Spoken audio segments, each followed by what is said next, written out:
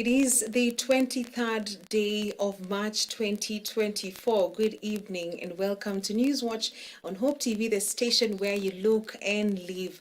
I'm Tess Njenga. Let's take a look at some of the day's news.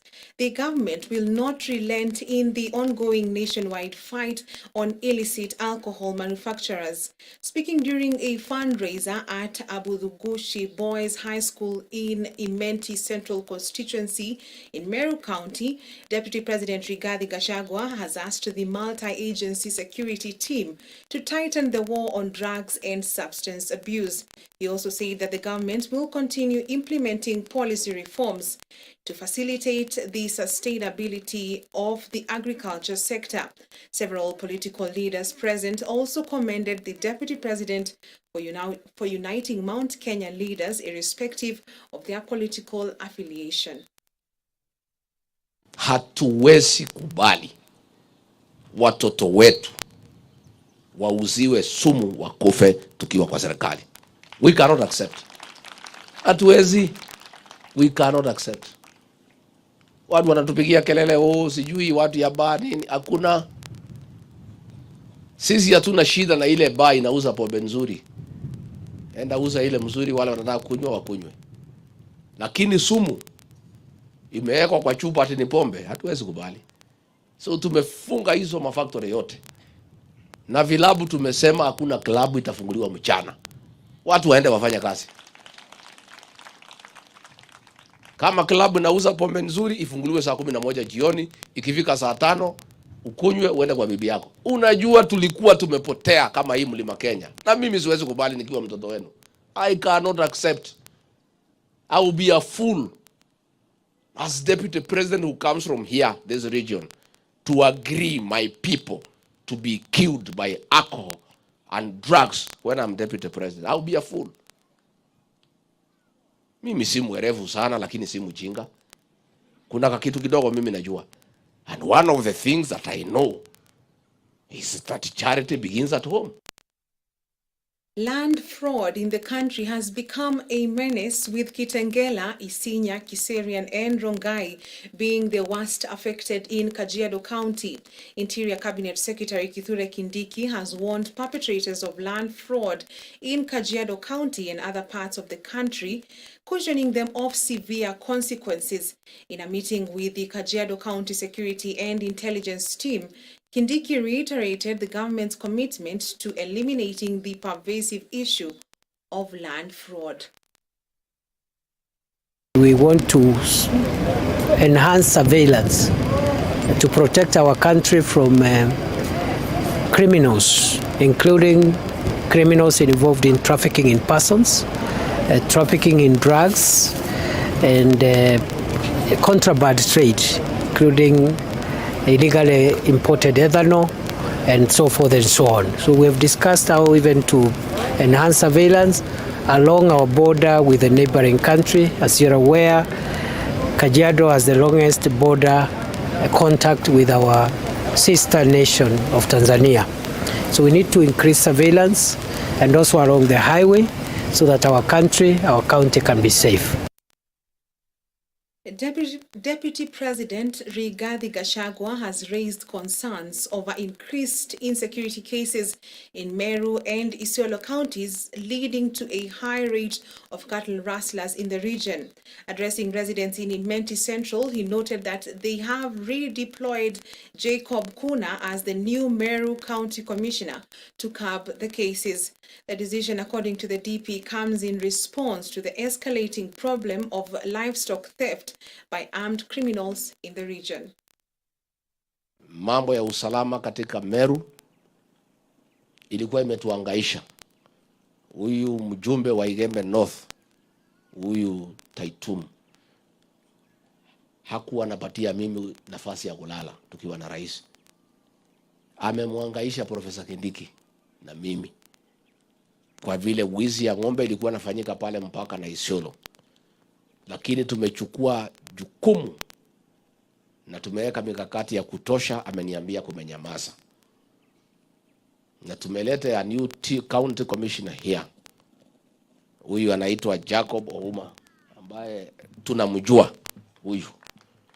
Alikuwa pale kwangu Nyeri, tukampeleka Turkana, amenyorosha Turkana, kumenyamaza.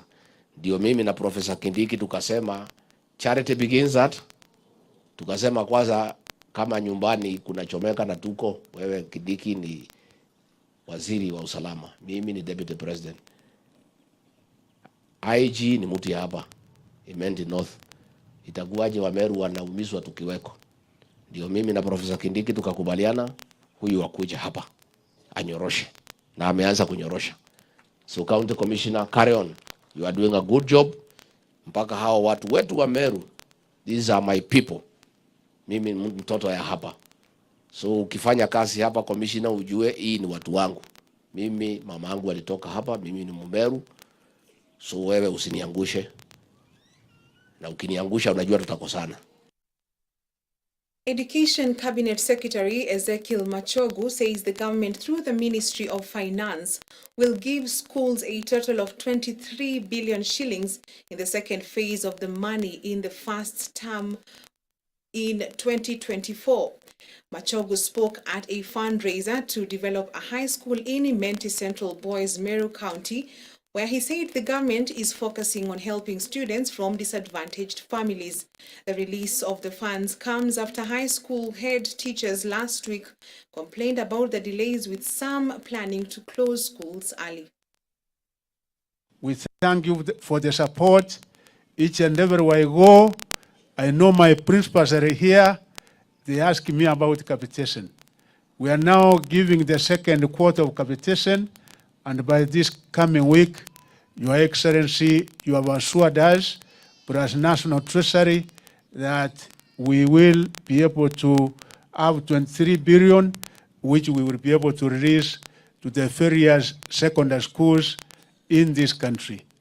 Your Excellency, we also thank you most sincerely for the reforms that are happening in this country on education, because we said we must align our education system with the rest of the world, because we are on the 21st century, and for our young people to be able to compete, we said we have to align our education system right from CPC and what we are also doing in our TVET institutions and all the way to our universities. Your Excellency, even what you have done as far as the new funding model is concerned, Your Excellency, for our universities, to ensure that those coming from poor backgrounds have access to our universities. On that note, let us take a short break. We will be back with international news.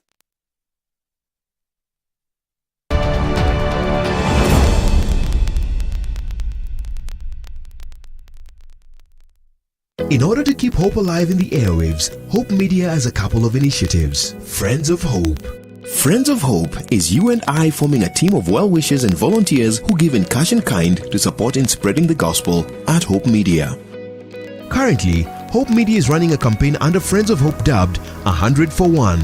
Through the campaign, Hope Media is asking Hope FM and Hope TV listeners and viewers to give just 100 shillings in order to reach one more soul with the message of hope and the gospel. Engage with us on our social media platforms at Hope FM Live and at Hope TV Kenya. Kuwa rafiki mso leo.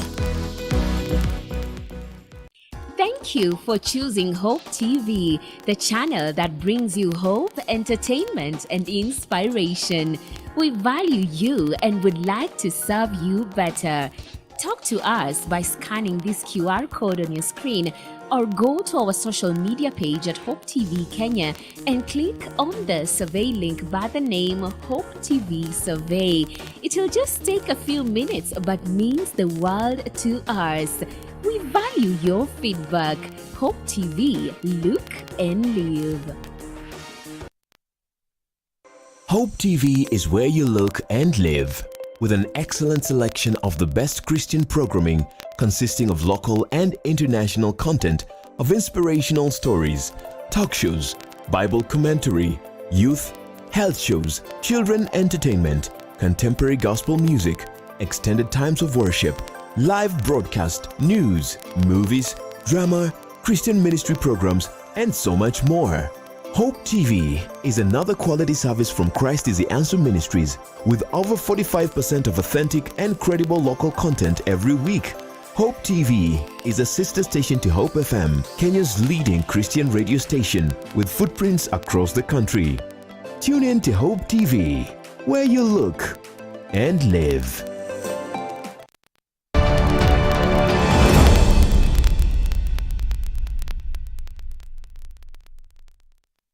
Welcome back. A United Nations report published on World Water Day has revealed that as many as 2.2 billion people still live without access to safe drinking water and 3.5 billion lack access to decent sanitation.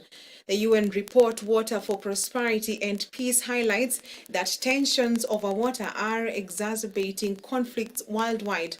Director of FAO's Land and Water Division in Rome, Li Lifeng, noted that among the countries most affected by water scarcity is Zimbabwe, which has been facing drought since last year. I think the situation is really challenging, and according to this report, we still have 2.2 billion people don't have access to safe drinking water. Then from a sanitation perspective, we have 3.5 billion people don't have access to safe sanitation. Without water, there's no life. Then without water, there's no food. So water is the core, is the indispensable natural resources for sustainable development, for agriculture, for any different economic sector. Zimbabwe has facing continuously drought since last year. And certainly it's a part of the global climate system because of the impact of El Nino. So Zimbabwe at the moment is really facing huge challenge. And then there's a worry that's above the crops failure. There's a worry about more than 2 million people potentially will facing hunger in the country. Russia has revealed that more than 133 people were killed and more than 140 injured when gunmen attacked a packed concert venue on the outskirts of Moscow last night. A large fire engulfed the roof of the complex, and dramatic video shows panicked concert goers taking cover as shots and explosions rang out. Russian President Vladimir Putin says all 4 gunmen have been arrested and that the suspects were trying to flee to Ukraine, as Kyiv says allegations of Ukrainian involvement are absurd. Putin has called the attack a barbaric terrorist act and announced tomorrow, 24th March, as a day of national mourning.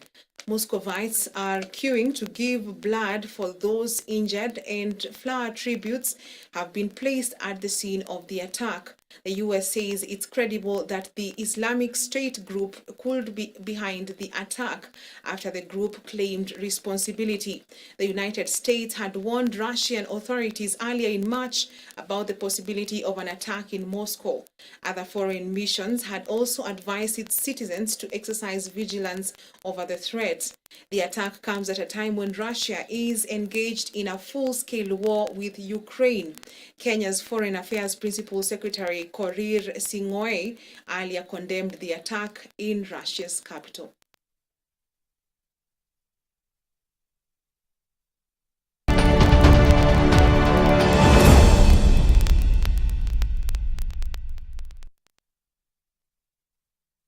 Now in sports, KCB are through to the Kenya Cup final after defeating Menengai Oilers 21-11 in a tight semi-final fixture at the KCB Sports Club on Saturday. Darwin Mukiza kicked KCB ahead with a penalty midway through the first half. Between two Abut Walib Wesonga penalties saw Oilers go 6-3 up in what was an arm wrestle over match. Vincent Onyala, on an injury replacement for Trevor Odawa, then scored for KCB at the stroke of halftime, his efforts giving the hosts an 8-6 lead at the break. The second half remained tentative, the tension palpable on the pitch and in the bleachers as both sides continued to prod each other. Mukiza and Wesonga trading 2 penalties apiece. The scores 14-12 to KCB with 17 minutes left on the clock. Oh, it's a good feeling making it to the finals. It was hard fought, but we're happy just making it to the finals. It's definitely going to be a good rugby game. We look forward to a close encounter. The last time we met them a couple of weeks, a fortnight ago, we've picked a few things about them, but also on our part, we're going to also clean up our own house and be prepared for that game in 2 weeks' time. What really worked for us is that we more focus on the points on the board. Any points, either 3, 5 or 7. So that's what we went for. We knew they were going to come to us as tough as they were because they beat us at their place. So either way, it wasn't going to be an easy match because they already beat us. So we knew we had to put all our minds on. The FKF CAFA coaching course has been concluded at the Kenya Institute of Special Education, KISE, marking the end of an extensive 6-month journey for 25 coaches. Awaiting their graduation, the coaches have also completed the CAF A exams that were overseen by CAF Inspector Abraham Mebraru. It was quite an intense course for sure because it is first of its nature in the country. Yeah? So we learned a lot. We hope that we have been imparted a lot to our coaches. Our coaches deserve the best. They are young generation, and the modern trends of football dictates that you must always pump a lot of very positive information to them to see if we can change the magnitude of the game. So we tried very much to incorporate the analysis, the preparation of their trainings, and the football science into their program. And since it's also one of the latest trend where science and football is really moving hand in hand, we made sure that there was more science into everything they did in terms of mastering the periodization, because coaches are always the performance analyst. It's a wrap on Newswatch tonight. On behalf of the whole team, thank you for watching. Have a good night and a blessed weekend. I'm Tess Njenga.